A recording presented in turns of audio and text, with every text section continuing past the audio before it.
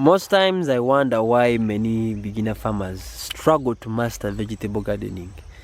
Yet if they could only concentrate on these three things, they would be able to get the yield they desire from their different crops. Well, the yield you desire from a different crop is controlled by very many factors.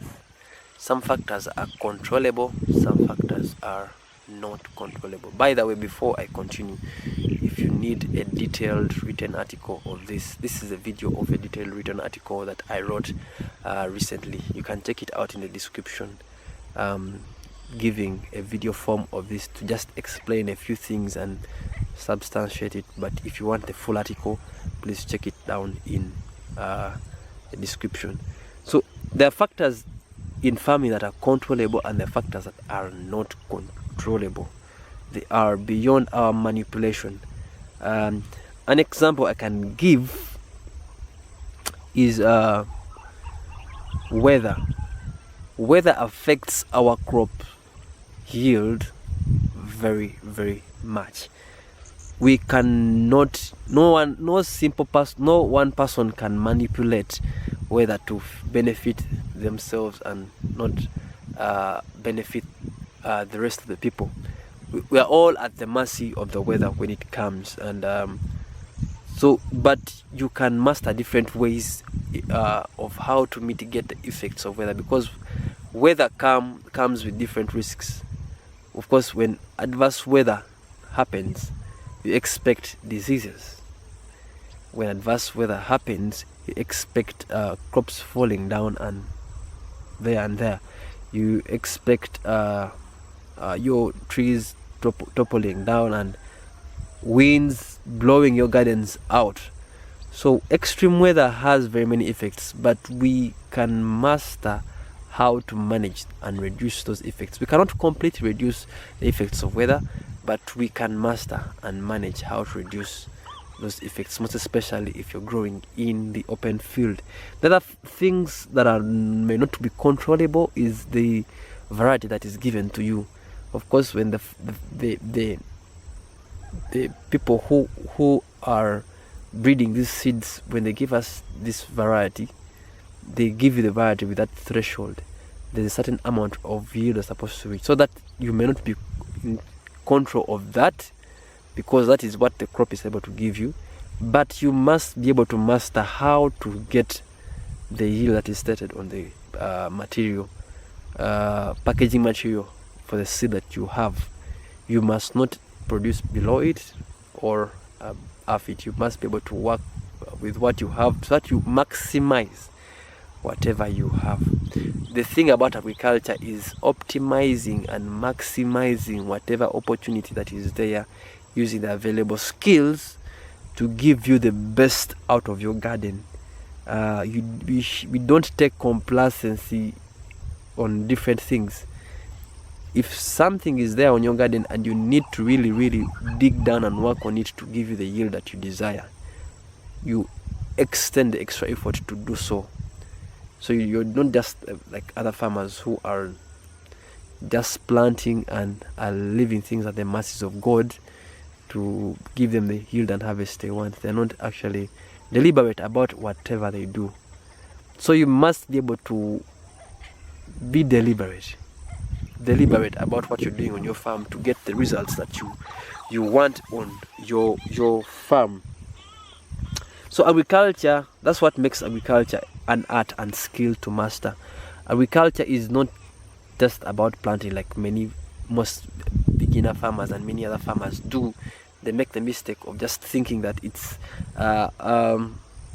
putting the seed in the soil and the soil grows. It's a skill like you master another skill, like you master how to knit clothes, like you master how to cook, like you master how to write. So master how to sing, master how to play a musical instrument. Agriculture is also an art that people need to put in the work to be able to master the skill of agriculture. If you don't put in the work, of course things will not come out as you expect, or things will not come out as desired. So if you think about agriculture as an art that needs to be done, you will be more deliberate. You take in the steps that are needed for you to master the different things. So it's not just about growing the seed. You need to have at least a template, like I shared in the past videos. You need to have at least a template that you follow through, that you know your gaps, you know where you're not working well, you know what you need to improve, that you gain the skill of agriculture with time, because no man is better than the other. Everyone, by reason of practicing and finding their own context, because what you have, I don't have. You may have a tractor, I may not have a tractor, but I need to. Mastering the skill comes in a place where you use what you have to get the best yield. So someone else is using a tractor, you're also using a tractor, but both of you are mandated to come out with the best out of your very garden. You may plant the same quantity, but all of you are expected to at least max and optimize. So agriculture is a skill. It's not just something that is there. Be ready to put in the work and try to get what you able to get. There's a quote of one man said, Myron Golden. I follow him, I listen to him. Of course, he does not teach about agriculture, he teaches about other things, about finances and building businesses. But he said this one thing that captured my mind about mastering the skill. He said that all work works. Be the person whom the work works on until you become the person for whom the work works for. Let me explain that. That every kind of work you're doing eventually gives you the results. So the work is either working on you to master the skill, or it is working for you because you're now skilled at it to produce what you want. So me, when I was starting to grow Irish potatoes, of course, I also was like other farmers. It was my first time. I just knew the skills, had knowledge, but had not implemented. Of course, I have the books. I've studied agriculture. I am a consultant. So after school, 3 years ago, 3 years ago, I'd finished school, and I came into the field as an expert, as a consultant, and I'd not done a lot of field work, of course, in the first place. So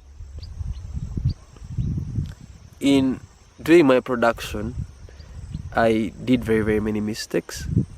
Of course, I got everything best at it. I thought I just needed to get the best things I needed because I knew how to work out things.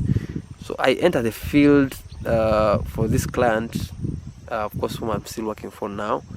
We still have work to do with him. I entered the field to grow potatoes for him, Irish potatoes, and I put the budget way up there. And because I was very confident. Because I was qualified for the job, but I did not have. Of course, I'd grown some things there, but I didn't have a mastery, of course, in Irish potatoes before. So we come to the garden for me to help him do the work and grow the Irish potatoes. And so we invested a lot. We invested really a lot. We used a truck. I hired a tractor. I hired different things. I got potatoes from a research station. My potato seed from a research station. I got the best fertilizers. I went to Green Pearls. Went to the factory, got crop specific fertilizers. I did soil testing, man. So I did everything, and man, everything blew up. We got 80% loss. 80% loss. My garden was affected by bacterial wilt. So I am on the garden. I'm trying all possible means to mitigate this and that. But the disease had reached a level I would call adverse. Okay, there's a stage where it's just the disease is developing. Then there's a stage where it is a bit mild. It has already affected the garden, but the effects are not very adverse. But then there's that last stage where the effects are very severe. That for you to continue using a pesticide, you're only wasting your money and time. You just have to maybe kneel down and pray. Possibly the prayers could work for you and God could come through for you. But if it's not that, the garden is gone. And that's what happened. I just saw potatoes just dying and dying and dying and dying until harvest time, when things were very, very bad. So we made 80% loss from the harvest. And we planted 4 sacks. I was expecting around maybe like 10, because the yield, the variety was good. But man, that is what really happened. I'd given up. I'd left the things until I had to come back and really try again, because of course the client I am working for encouraged me to do so until we become good and find the gaps. Of course, I was able to realize the gaps. I knew it was either the tractor, because those tractors are not sterilized, they just move from gardens to garden. It's either a tractor that brought the disease in the garden, or the manure that I brought in the garden. So I realized those gaps. So we grew and grew the potatoes again. I think now this is now the 3rd time you're going for the 4th time.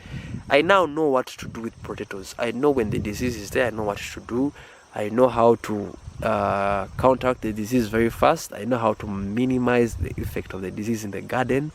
I know what you need to put in the garden for you to reduce the effects, of course, like that, because we cannot completely eradicate diseases from our field crops, of our field garden.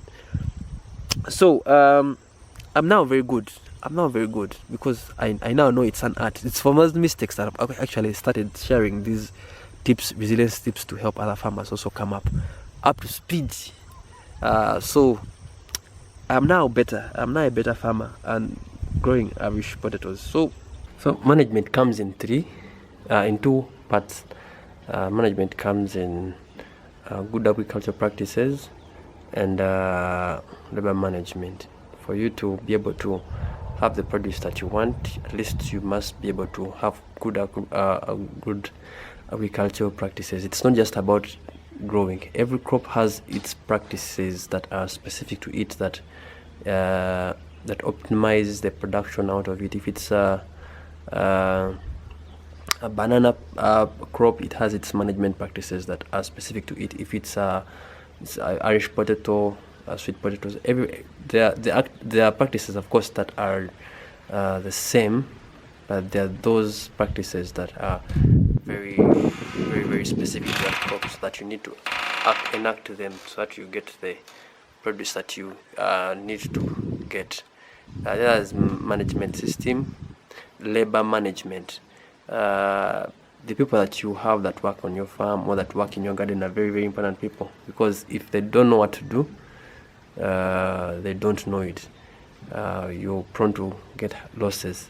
If they're skilled enough, if they have the right mindset, if they have the right heart for your garden, like you have the right heart for your garden, they'll do for you what you need to get what you're supposed to be getting. Because now it's skill, it's the mindset, and also the heart for your garden. Those are the 3 things that you must cultivate for the people that you have in your garden, that are working for you. Of course, there might be a little theft.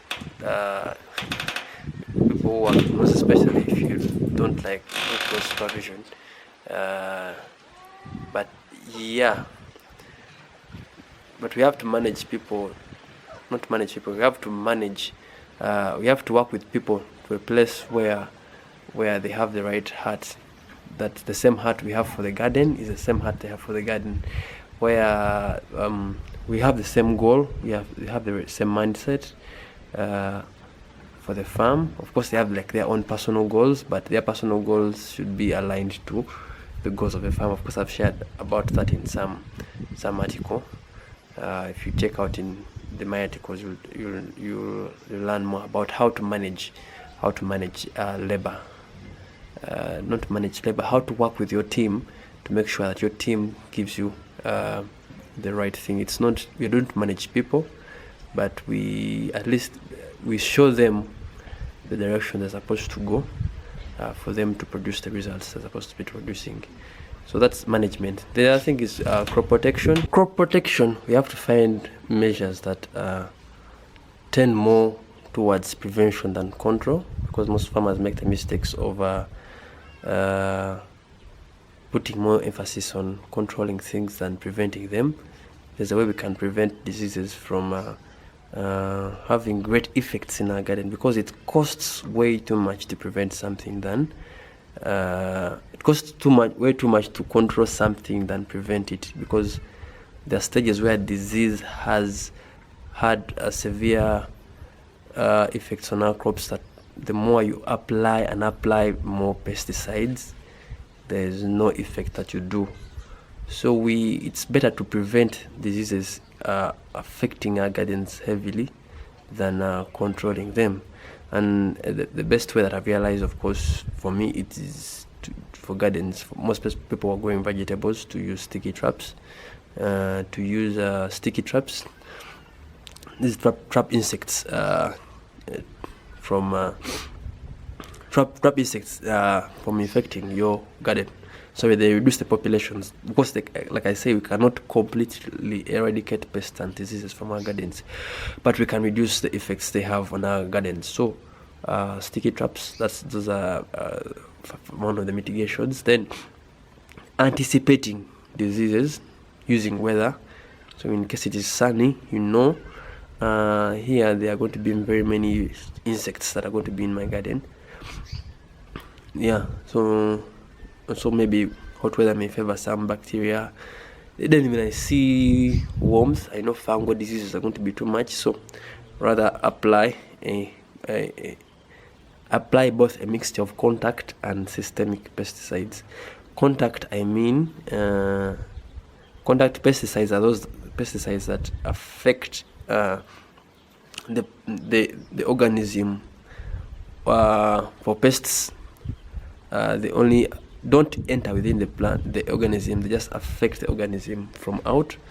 Then the systemic pesticides are those that go in the insect. For insects, if it is for plants, the pesticides has effects only on the surface of a plant. If it's systemic for a plant, the pesticide has effect in the plant. So the pesticides that have mixed the active ingredients for both types. So you use those ones early when you see the weather has changed in some way. You apply that in your garden. Or the other way to do it earlier, that when your crops have now come up, you apply a mixture of contact and systemic pesticides at early stage, not in high dosages, but in reduced dosages, amounts and rates, when crops are just coming up at a young stage. Maybe if they have developed like 3 to 2 first leaves, you apply it there to make sure you have low infestation of pests. So the other thing is nutrition. We need to work on the nutrition very well.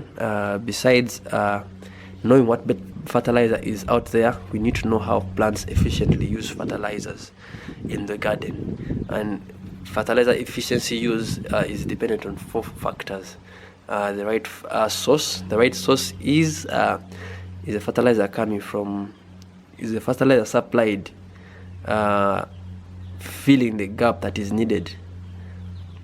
Usually that depends, of course, on the stage of the crop. Are you applying the fertilizer needed for that stage? Because you can apply a nitrogen fertilizer in excess at a stage when it is not needed, and you grow the undesired part and cut off the desired part. So for example, like fruits, at the stage when fruits are now developing, you don't need to apply very, very many nitrogen fertilizers, because you'll have green stems, green leaves, but the fruit is way small. So you need to know the right source, which fertilizer is needed for these crops at this stage of your growing season. The other thing is the right rate. Are you applying the right rate? You don't want to over fertilize. Of course, that's why I say there's a relevance of knowing the soil testing to know what gaps are there. And the right rate usually is indicated on the packing bags, they will show you what you need to apply. Maybe for beans, maybe for potatoes, you need to apply at this rate. Maybe this is what fits in. This is what you must. These are the number of meals you must put in a 20-liter knapsack sprayer. So you also need to know that. You need to know the right rate. The other thing is you need to know the right place. Where do you put the fertilizer? You need to put the fertilizer at least 2 centimeters away from the plant and 4 centimeters deep in the soil, 4 inches deep in the soil, because you don't want the fertilizer to be close to the plant to burn it, but at least to be a bit far away from, so that the roots can be able to look for the fertilizer, and because we're looking for the firmness of the plant to stand.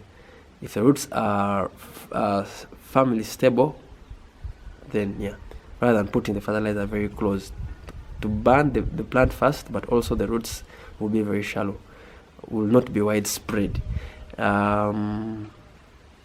The other thing, why we put deep, we don't put the fertilizer on top, put it in the soil, because if we leave it on top, it can be burnt, it can be affected by the sunlight or the other prevailing weather, and it may lose its composition, or you don't want it to be washed away by the running water. So you need at least to put it 4 inches deep in the soil. Yeah, so I talked about the right place, talked about the right rate, talked about the right soils, the right time. The right time is the last one. The right time, you need to apply the fertilizer at the right time, because crops have 3 distinctive stages. The first stage is of course the vegetative stage, where they're developing their roots, they're developing the stem, they're developing the roots. That's the vegetative stage. You need to know what fertilizer fits the vegetative stage. Then the flowering stage, you need to know what fertilizer is at the flowering stage. Then the last one, the fruiting stage, you need to know what fertilizer is needed at the fruiting stage. When you know the different critical stages which a crop goes through, you know which fertilizer to apply at that when that stage comes. Because when that stage comes and you don't apply that fertilizer and you skip the stage, you'll skip very many things. The plant, other stages like of transition of growth, where the child is growing from this stage to this other stage of growth, you need to feed them the right food at that time for them to be able to transition from one stage to another. So if the plant is transitioning into fruit, and the fruit is the economic product that you need from the crop, you need to make sure you're applying the right fertilizer at that stage. And you don't need to skip the stage, because when you skip the stage, they will have delays in the plant giving. You will see some plants will take long to grow than the stipulated time. If they're supposed to go at 90 days, then you realize the plant is taking more than 90 days to grow, because you didn't maximize the critical stages of growth. Otherwise, if you master those 3 things, master management, master crop protection, and master nutrition, your crop will be good to go. You'll have the best. If you want to buy that to start vegetable gardening, I have a guide. Check it out in the description. Let's grow together. It will help you, give you the guided steps of what you need to make sure you start your garden as soon as possible. Otherwise, thank you for watching. It's in the description below. Let's meet in the next video. Ciao.